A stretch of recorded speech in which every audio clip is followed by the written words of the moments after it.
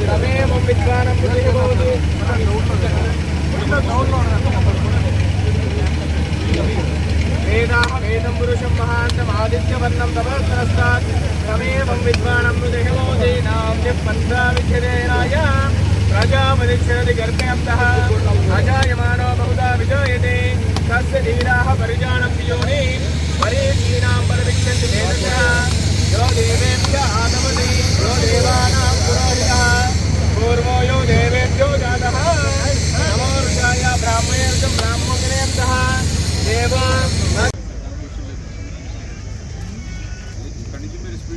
Progress కనిపించాలి. చాలా క్లియర్గా మొన్న సీఎం గారు కూడా మీరు ఉన్నారు, మొన్న రివ్యూ చేసినప్పుడు చెప్పారు. ఆయన ప్రతిరోజు చూసుకుని వారానికి ఒకసారి క్లియర్ చేసుకుని ఆ వారానికి మీరు అనుకున్నటువంటి లక్ష్యం ప్రకారం వర్క్ కనుక జరగకపోతే ఆ ఏజెన్సీని అధికారులని సెక్రటరీకి పిలిపించమని చెప్పారు. గుర్తుపెట్టుకోండి, ఈరోజు ఫ్రైడే, మళ్ళీ నెక్స్ట్ ఫ్రైడేకి మన టార్గెట్ ప్రకారం ప్రోగ్రెసివ్గా వర్క్ పోవాలి. లేదు ఫ్రైడేకి మనం అనుకున్న లక్ష్యం ప్రకారం ఈ వర్క్ కనుక రాకపోతే శనివారం ఏజెన్సీ మీరు అధికారులు మళ్ళీ సెక్రటరీకి రావాల్సి నేను చెప్పేసాడు క్లియర్. నువ్వు వారం వర్క్ చూసుకో, ఏ వారంలో వాళ్ళు అనుకున్న ప్రకారం వర్క్ ముందుకు వెళ్ళకపోతే సెక్రటరీకి పిలిపించండి, ఏజెన్సీ అండ్ ఆఫీసు దాన్ని ఫాలో అప్ చేసుకోండి. శనివారం మళ్ళీ అక్కడ వచ్చి పొజిషన్ లేకుండా వర్క్ కొంచెం స్పీడ్ అప్ మనకి ఇంపార్టెంట్. ఎందుకంటే రైల్వే సీజన్ స్టార్ట్. సెకండ్, ఎక్కడ కూడా నాణ్యత దగ్గర ఎక్కడ కూడా రాజీ పడదు చూసుకోండి. మీరు క్వాలిటీ కంట్రోల్ ఎవరు ఉన్నారు? మీరు కూడా క్వాలిటీ. ఎంత దుర్మార్గం అంటే 5 సంవత్సరాల పనులు చేయకపోవడం అటు నుంచి కనీసం హంద్రీనివాకు ఉపయోగించినటువంటి మోటార్లు ఏవైతే ఉన్నాయో ఆ మోటార్లకు సంబంధించి కరెంటు బిల్లులు కూడా బకాయిలు పెట్టినటువంటి పరిస్థితి గత పాలనలో మనందరం చూసినటువంటి స్థితి.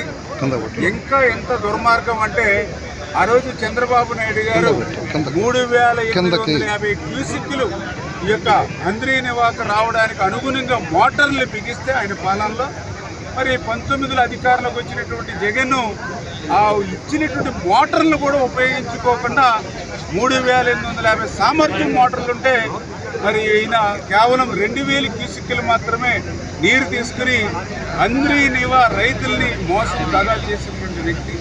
రాయలసీమ బిడ్డ అని చెప్తూ ఉంటాడు తప్ప రాయలసీమకు ఏ ముఖ్యమంత్రి చేయనటువంటి అన్యాయం జగన్మోహన్ రెడ్డి చేసినటువంటి పరిస్థితి కళ్ళారా హంద్రీనివాని చూస్తూనే మనందరికీ కూడా అర్థమవుతున్న పరిస్థితి.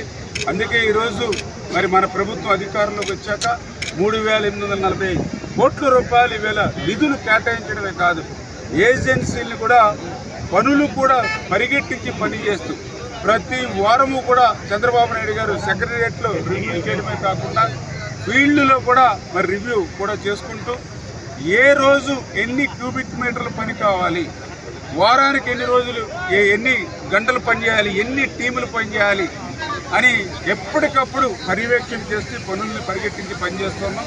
ఖచ్చితంగా చంద్రబాబు నాయుడు గారు ఆశించినట్టుగా ఈ యొక్క 2025 మరి జూన్ కల్లా ఈ పనులు పూర్తి చేసేటువంటి లక్ష్యంతో పనిచేస్తున్న విషయాన్ని కూడా మీ ద్వారా అందరికీ కూడా తెలియజేసుకుంటూ, మరి ఏదైతే చేసేటువంటి పనులు కూడా అన్నీ కూడా నాణ్యతతో జరగాలి, ఎక్కడ కూడా రాజీ పడకుండా పనులు చేయాలని చెప్పేసి కూడా అధికారులు కూడా స్పష్టమైనటువంటి ఆదేశాలు ఇవ్వడం జరిగిందని చెప్పి తెలియజేసుకుంటూ, ఈ రకంగా రాయలసీమకి వచ్చేటువంటి ప్రాధాన్యతను దృష్టిలో పెట్టుకుని రాయలసీమను రతనాల సీమగా మార్చాలనే ఆలోచనలో భాగంగానే మొన్న చంద్రబాబు నాయుడు గారు కానీ ఆయన ఇచ్చిన ఆదేశాల ప్రకారం కానీ మేము కానీ ఉదయం నుంచి రాత్రి వరకు మండు టెండర్లో సైతం ఈ అంద్రీనివా వెంబడి మరి పర్యటిస్తూ ఎక్కడెక్కడ పనుల్ని ప్రతి వారం కూడా పర్యవేక్షిస్తున్నామనంటే ఈ రాయలసీమ మీద ఈ ప్రభుత్వానికి ఉన్నటువంటి చిత్తశుద్ధికి ఇదే ఒక నిదర్శనం అని చెప్పి మీ ద్వారా తెలియజేస్తాం.